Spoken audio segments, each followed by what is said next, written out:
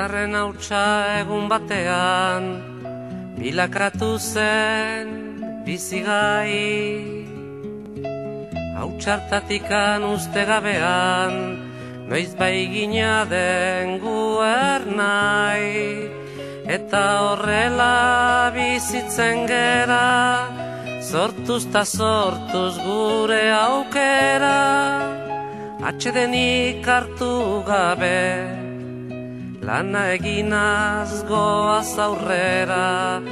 Kate horretan denok batera, gogor kiloturik gaude.